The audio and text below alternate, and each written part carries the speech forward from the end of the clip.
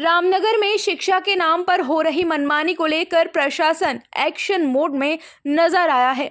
Lalit Mohan royal के निर्देश पर उपजिलाधिकारी गोपाल सिंह चौहान के नेतृत्व में स्टेशनरी और बुक सेलरों की दुकानों पर औचक छापेमारी की गई। यह कार्रवाई स्कूलों द्वारा अभिभावकों पर किताब और ड्रेस खरीदने के दबाव की लगातार मिल रही शिकायतों के बाद की गई। छापेमारी के दौरान शहर की कई दुकानों की जांच की गई, जहां एनसीईआरटी के साथ अन्य प्रकाशकों की भी किताबें मिली।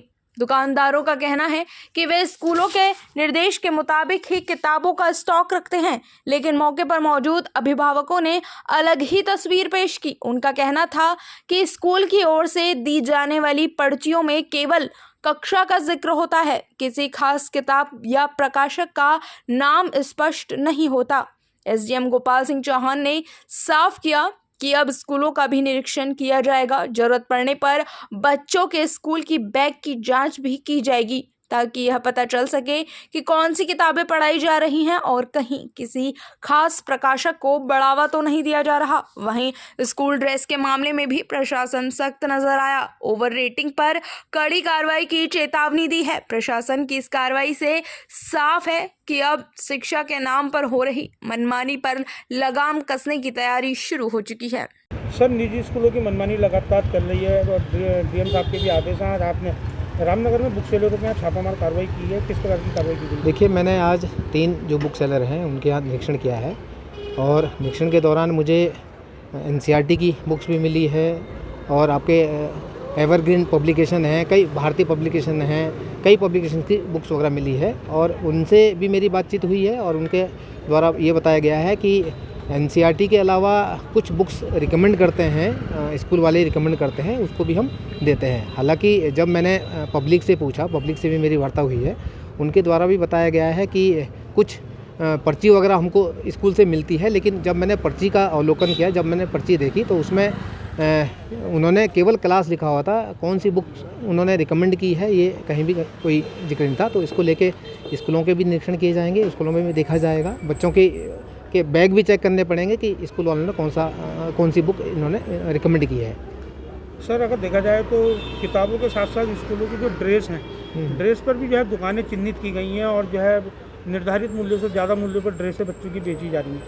देखिए, जो ड्रेस वाली जो आप बात कर रहे हैं उनका भी निरीक्षण करेंगे, क्योंकि वो भी स्कूल से संबंधित है और ओवर रेटिंग किसी में भी बर्दाश्त नहीं की जाएगी। ये जिलाधिकारी महोदय के भी निर्देश हैं और अगर ओवर रेटिंग करते हुए कोई भी पकड़ा गया और जो रिकमेंड जो बुक है, इसके अलावा अगर कोई और पब्लिकेशन कोई रिकमेंड करता है तो उस पर भी कार्रवाई करेंगे।